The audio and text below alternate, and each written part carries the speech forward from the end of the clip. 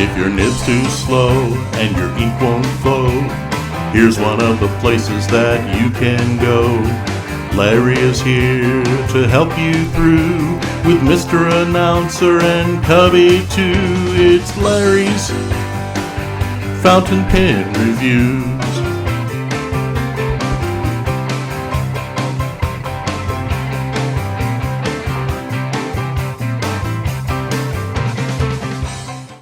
And folks, we're on live. Okay, so hey, first of all, let's welcome Jim Hinze. Thank you, Jim, for taking the time to come visit us. And you're welcome. I want to make something clear why I call it Jim's Custom Pen Maker. It's because years ago, Jim, people were asking me, emailing me to buy pens from Jim's Custom Pen Maker. So that just stuck in my head, and it's been that way ever since. I know, and I've been trying for 3 years to get you to change. Well, I know it, and you probably try another 3 years, but I'm working on that real hard. Jim Hinze is the guy that makes the custom pens, but it's Hinze Pen Company. You call it Jim Hinze Custom Pens, we leave out Francisco and Elise and Ray and all the other people that do work to make it successful. Okay. And I don't want to do that because then they'll yell at me, and then I have to yell at you. Okay. Well, that's how it all started. So tell all your customers that it's not that, it's this. Okay, I can go for that. Okay. So anyway, all right, folks, Jim's here. He has the show. Ask Jim what you want to know. Hey, that kind of rhymes, doesn't it? Yeah. That was good. Yeah. So, yeah, you know what? A lot of the times we've done this where Larry's had me come on and talk about what's coming up and what's going on. We haven't done a lot. We haven't done any of these where you guys could just pepper me with questions about whatever it is you wanted to know about, either pen making, me, how I got into it, what I had for breakfast, whatever the case may be. So we can do that, and at the end I can show you some of the stuff we have in inventory, and we can talk about a couple things that are coming up, but I want to give everybody a chance to ask what they've been dying to ask but have been afraid to. Jim, I got a question for you. Sure, Mr. Chesney. I was diagnosed, with severe arthritis in my hands. I've had 9 operations. As you know, I won the Patriot. Yep. Through Larry's giveaway, and I love the pen. The pen is phenomenal. It is smooth. It writes. It's easy to write with. But my doctor has told me that a girthier pen is best for people with arthritis. Okay, the bigger pen. How big of a pen, or what would you recommend if I ordered a pen from you that was, your custom pen, that would be good for me with my hands, with my hand to write? Hold up your good hand. I'm holding the phone with my good hand, so I can't. Oh, I got you. Okay. I got long, large hands. Okay. Right now, the biggest pen I have available to folks is the Avancio. The body of the pen is a full 5/8 in diameter. The grip section, while a little shorter for you, we make it a little longer, is right around 15 millimeters in diameter. Okay. So it's considerably bigger than even the Patriot. Now we keep it under 6 inches long, capped. We try to shoot for somewhere around 5.6 to 5.7, but sometimes they can get a little longer. We could probably do something even bigger than that if you want. Okay. So, I mean, we can talk about it if we want to go bigger than a 16 millimeter barrel. We certainly can. I just need bigger stock to start with, right? Okay. Like the Jinhao 159. That for me in my hand is, Larry turned me onto that pen about a year ago when I first started. So I've got one in the other room. That's about 16 mil on the body. The section their section's a little smaller. So based on that, I'd say the Avancio is the way to go. Okay. I'll have to I'll have to get with you and email you and stuff like that and talk about it with you. Yeah, and we'll make sure you get Troy's code to use on that one. Okay. Thank you. No problem. Well, welcome, Bill and Inkai. How you guys doing? Doing well. How's it going? Going well here, Hi, guys. Bill. Doing good. Bill, Looking while forward we to have getting you, jumping on. Bill, while we have you here, I told you I was going to send you a picture this morning, and I got stuck in the shop. So, okay, Bill, typical number 6, right? Right. That's an 8. Yep. 8 looks good. So that's the reason they're so dang expensive. There's like a hell of a lot of metal in those things. The actual housing's 10 millimeters, so Wow. it's big. Hopefully I'll find out something for certain today on whether that pin gets ordered. I've sent an Okay. email off to the person that's looking to pick this up for me. So we'll see if they go for that one. I'm hoping that they will, because you'll be able to get the pin back. You'll be able to get the pin made and sent to me in time for the date that they're interested in. Oh, good. Okay. I have a question on those number 8 nibs because I don't have one to be able to do as a size. How do they compare to some of the really oversized nibs? Just when I think of it, I know the Pelican M1000 nib size. I know the Namiki Emperor as a nib size, as the very large nibs. How's the number 8 fall in that? Is it right about the M1000? Well, actually, surprisingly enough, I have an M1000 here I can hold it next to for you.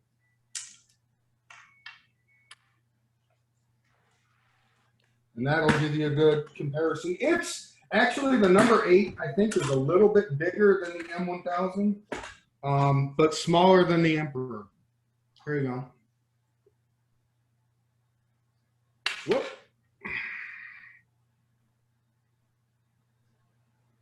So the M1000's longer, but the 8's broader.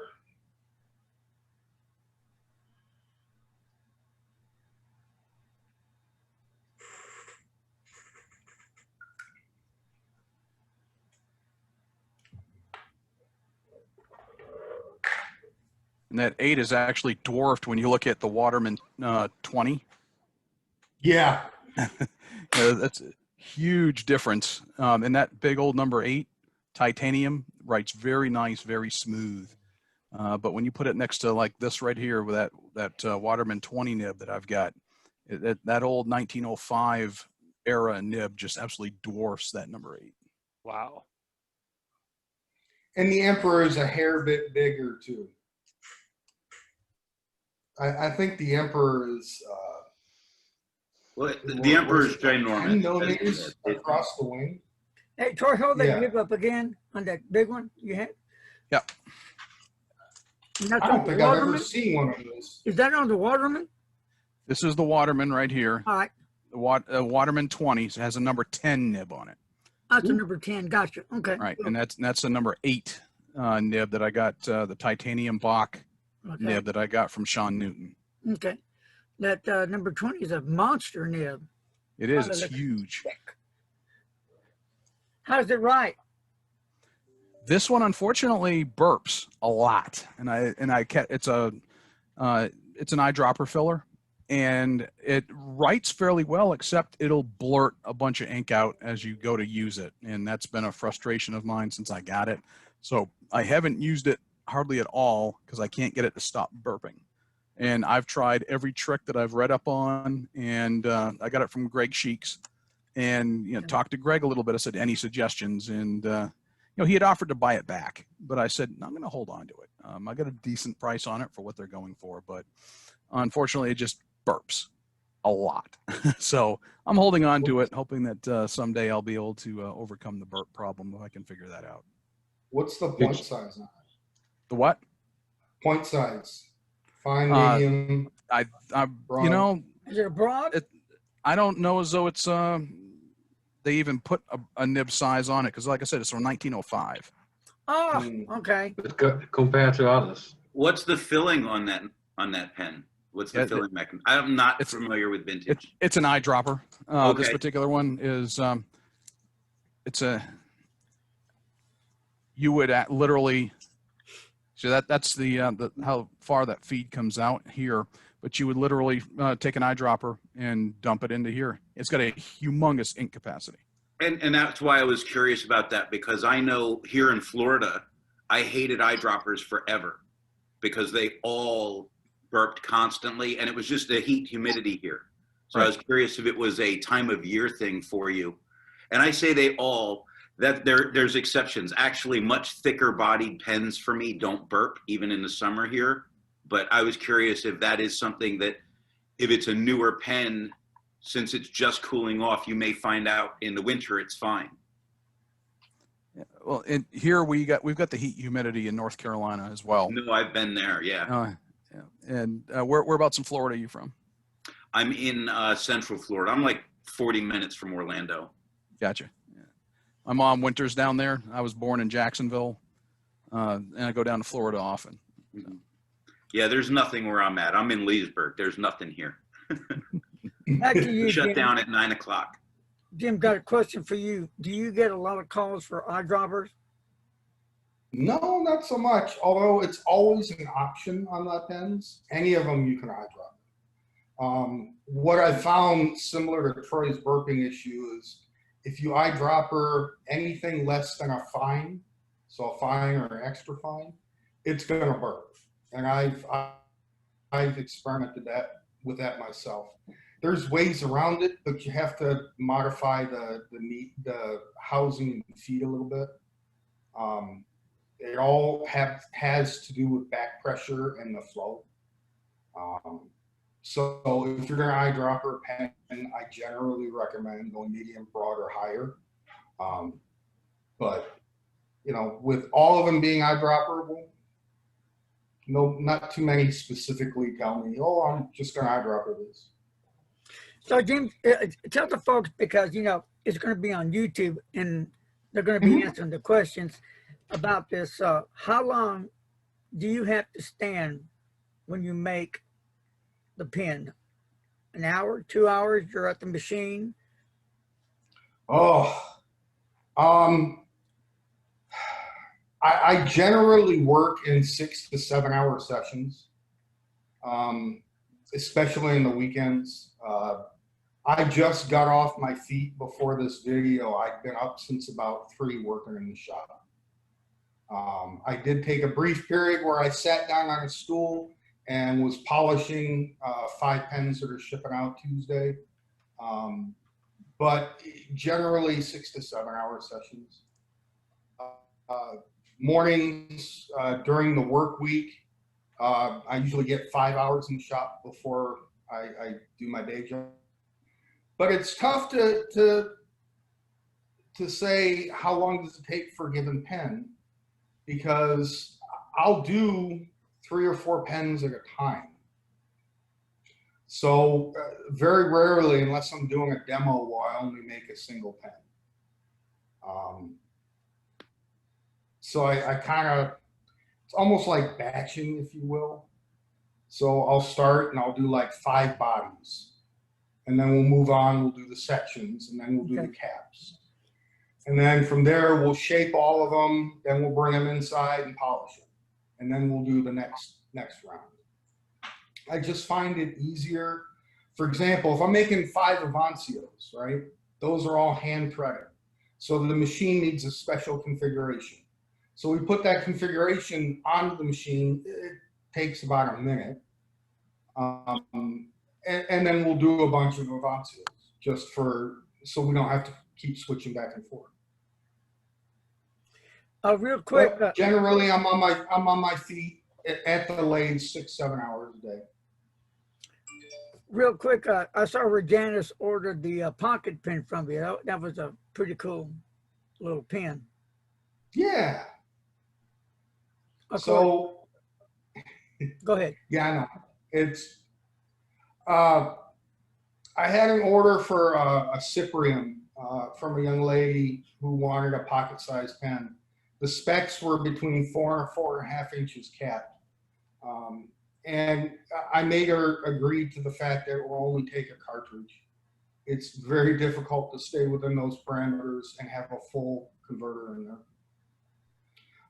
And I've done smaller pens before. I did one that was about 4 3/4 inches long a couple of years ago. Also happened to be a Cyprian, but this arguably is the smallest pen I've made to date.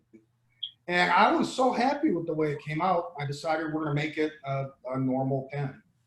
So it's gonna, once I get that one done for Janice, probably tomorrow, and I know you want one, then we'll add it to the website, and I guess I'll be making teeny tiny pens. Right. Now, did Janice get And her? I got feedback from her. She's absolutely in love with the thing. So. Was hers a steel nib? Yeah, I'm gonna talk to her after a while, but was hers a steel nib or did she get it in gold? Who, Janice or the first customer? Janice.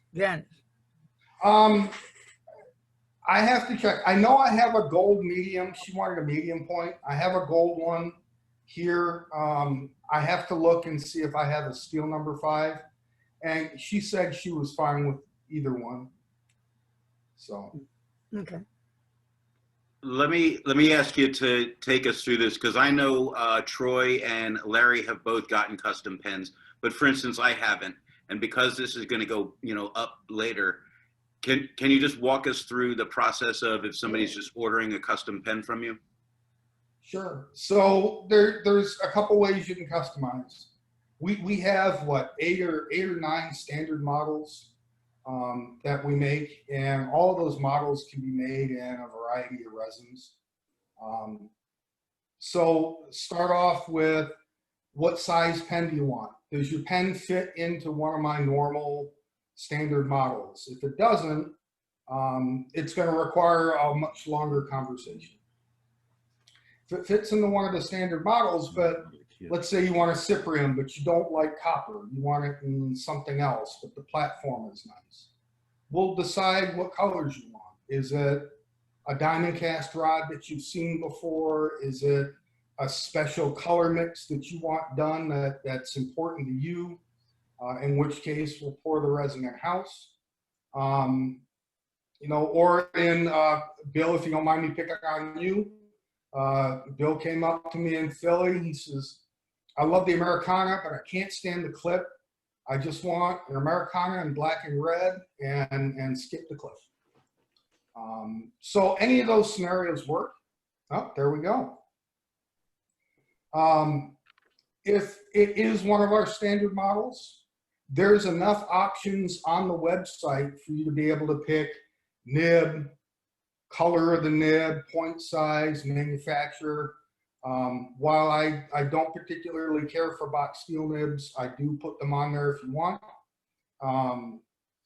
And then any special requirements can be left in the notes.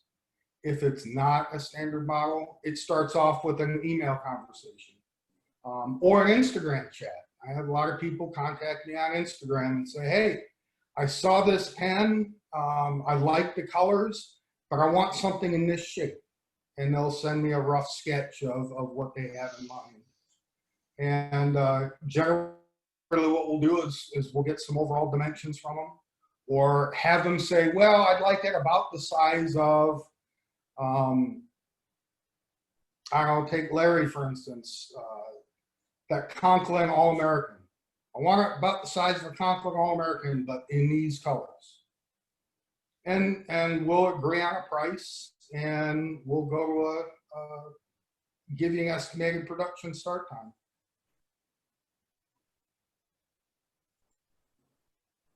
Now, what about the resins? You pour them yourself?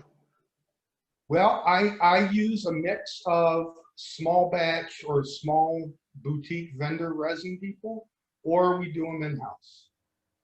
So let's say if I've seen some of the standard models on the website, stunning. But let's say, for example, the Nebula. If I would like the Nebula and I would like the resin more upper, lower dimension. So the Nebula has this beautiful swirls all along the pen. But what if I would like the swirls more like the blue on top and the gold down the pen? Would that be possible in a custom pen? Yeah. It might take a few tries to do a few rod pours, but absolutely. The Nebula, most of the standard models, with the exception of the Americana and the American Graffiti, I pour the resins for today. So doing one that was more evenly split, say, you know, orange bottom and blue on the top, yeah, absolutely. We can control that as we're pouring. That's nice. It goes into a vertical mold. So, you know, you fill it up halfway with the orange, you fill it up halfway with the blue, and off you go. Maybe put a little rod down the center just to get a splash of color throughout the whole thing, but we can certainly accommodate. Jim, I'm kind of a newbie on the, you know, in the group, I guess if you would say, because I've only been using for about a year. I've never had a gold nib before, and I see on your website you got 14 karat, you know, 18 karat. What is the difference? What is the difference between the 14 and the 18? Like, I mean, writing wise, what is better? Well, that's personal preference. Boy, in mine, it really depends on the mood. So what I found, a 14 karat nib to me, oh, there you went. Somebody dropped. Oh no, Frank went off. Okay. My whole screen just shifted. Oh, wow. So I was looking down here at Jim. Now he's up there in the corner. For me, Jim, I find a 14 karat gold nib softer, okay, and more flexible. Okay. I find an 18 karat gold nib slightly firmer, still smooth as butter, but a little more feedback. Okay. And anytime you see somebody offering a flex or a semi-flex gold nib, it's done in 14 karat. Okay. There's, and I'm not a metallurgist. There's some property in the mix of 18 karat gold that nibs, when they're set up to be flex in that, they're more tendency to get sprung, as it were.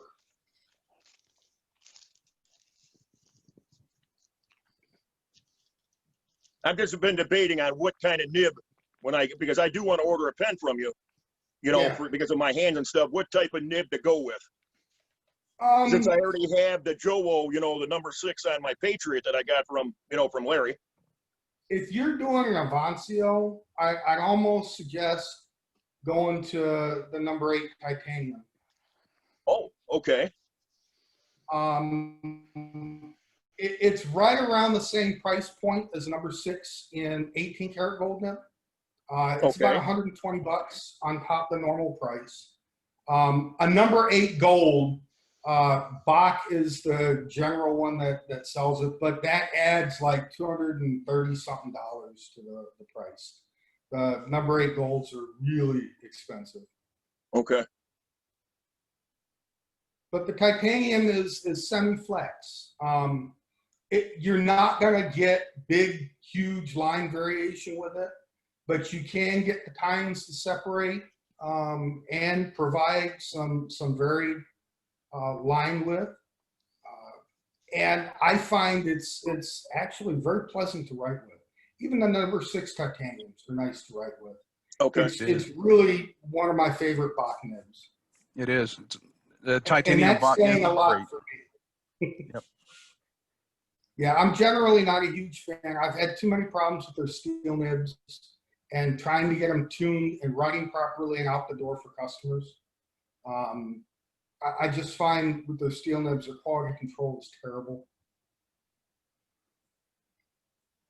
Well, thank you. They take a lot more care with their upper end nibs, which is what one would expect.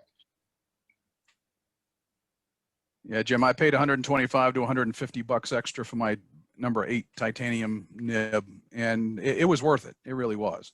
It was a very pleasant writing experience. I liked the nib a whole lot. I can't see anything negative about it, except for what, another 120 bucks. Yeah, and that's the funny thing. I've started actually. I try and have at least 2 on hand at all times, which nowadays I'm ordering from Spain twice a month now. Which one of these days I'll smarten up and I'll order like 20 of everything and be done with it for a while. But it seems like every time I order, I'm saying, oh yeah, I need a fine titanium number 8 or whatever. Right. And for my nib, Sean Newton is who I got that number 8 titanium nib from. The only good part, he had to special order it because he didn't have any in stock. But by the time he got it in, he was already backlogged almost a year to even start on the Shinobi that I've got. So it was long in his hands, even having to special order it from overseas to get it into his hands to put into that pen. He was just so backlogged with so many custom orders. By the way, somebody was asking about custom pens. Be patient. These guys who are not a huge factory, they like Jim was saying, they do them. Like for Jim, this is kind of a side business for him. Sean, he's backed up on his stuff. Birmingham at times has been backed up on their stuff, and they handcraft this stuff, so it takes a while. Quality takes time. If you're getting something specially done for you, be patient with it. When I ordered the first time I ordered from Jim, it didn't show up exactly when we originally anticipated. I had to wait a little longer because it takes time. And when I got it in my hands, it was worth the wait. So. Thank you. I'm generally in the ballpark on my estimates. I don't run any more than 3 months of a backlog. I'll cut down on orders before I let that go crazy. Generally speaking, I'm anywhere from 6 to 8 weeks right now. If you happen to order an Avancio, and I happen to have 2 going in to production anytime soon, go back to the batch mode. I'll probably lump it in with those. So for example, I've mentioned to Bill, I have 2 Heimdalls I'm making this week to ship out to customers, and perfect time to order another Avancio and get it done sooner than later is when I'm doing those. And Troy, to go back to your point a little bit, so you mentioned Birmingham. Next door to the refrigerator, my tea kettle. They may be small, but and just they're not hand doing anything except the polishing portion. So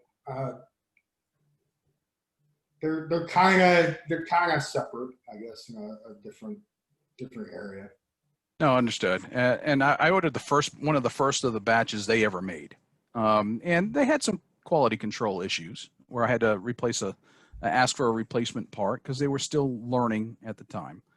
And he changed his business model dramatically from being an online stationery and pen store to wanting to produce them custom for a full-time thing. I'm like, yeehaw, go for it, buddy. The thing is, if you're gonna do custom, then order from some guy who can seriously custom. That's one of the things about Birmingham. I know that he's not necessarily going to make it to your specifications. He's gonna do a batch. This is it. This is what we have to offer. And I'm not putting them down at all. But different business. Oh no, I've got a couple of their pens too. The product they're putting out now is fairly good. No it's better than their first few batches because he's gotten better at it as they've learned. So. Well, and as you pointed out, my pens coming off now are significantly better than the pens I was putting out 4 years ago. Everything's a learning process. Yep. Well, there's a guy in North Carolina, Wood Wonders of North Carolina, same way. I've got one of his earlier pens here that was in deer antler. It was a kit pen. Essentially, all it was a kit. Now he's doing a lot more custom stuff, and he's expanded his business. He's gotten better at it, and as I would expect, as time went on, that he would improve his quality, improve his innovation, just like I've watched with your pens, Jim, over time. You've expanded your models, your resins, and from what I've been seeing here lately, the past few that I've gotten from you, it looks like even better craftsmanship than the very first one I got from you. Thank you. Well, they're only going to get better from here because, you know, along with everything else, never in my wildest imagination would I have thought 20 years ago I have a little mini machine shop in my garage. You know, that was not anywhere in my wheelhouse. I had, you know, most of you know my career or my preferred profession is software engineering. I spent the better part of 20 years working at Ford, and most of that in their stamping engineering division, building systems. So I got to hang out with the tool and die makers and the guys running the stamping plants and all that stuff, and really had no inclination towards any of that stuff. And here I am, hand threading, machining, and doing all kinds of stuff. Hey, Jim, got a question for you. Got a question. Remember back in the day with the ballpoint pens, are you still doing that stuff? On a very, very limited basis. So for those of you who don't know, I started off making kit pens like a lot of pen makers do. And I did it for a very long time. I used to go around and set up a couple local Dallas farmers markets for 3-4 years here. And I had built a small customer base here. And every year in the summertime and then back around Christmas, I get calls from some of my old customers saying, I need a roller ball or I need a ballpoint for Christmas gift. Can you help me out? That's about the only time I do it anymore. Now you did make some pretty cool ones. Yeah, I thought they were pretty cool looking. Yeah. Oh, they're absolutely wonderful. You know, and don't get me wrong. They're still fun to make, but give you an example. Back in July, I had a good friend of mine visit from Tennessee, who was also a kit pen maker, and he'd been trying for years to go into the full custom market. And I had taught him at his house in Nashville a couple times, and it never really clicked. So he came out and spent the weekend here with me at the house, and we got him going now. He's full bore making it. But while he was here, I had a lady, one of my old customers, call me and said, oh my goodness, it's my anniversary and I need a white rollerball pen. Just like, can you do something? And I had to stop what we're doing and we made a rollerball in about half an hour. And what was amazing is I started that pen and finished it, put it in a box within 30 minutes of her phone call. Wow. And it was fun, but just the I don't know, the level of craftsmanship needed in order to put that pen together compared to what I do today, it's fun. I still enjoyed it, but it's not nearly as rewarding. I've made this joke a couple times. Every time I get a pen and I finish the cat threads and it actually screws together, I still giggle. It's amazing that I did that. You know, especially if I'm hand threading it, you know, cutting quad start threads, and they work the first time without any you know, modification. It's just amazing. And then the fact that somebody wants to buy what I just spent time working on is another point. It still to this day makes me incredibly humble and grateful that I'm able to do what I'm doing and be able to support all the things I want to learn.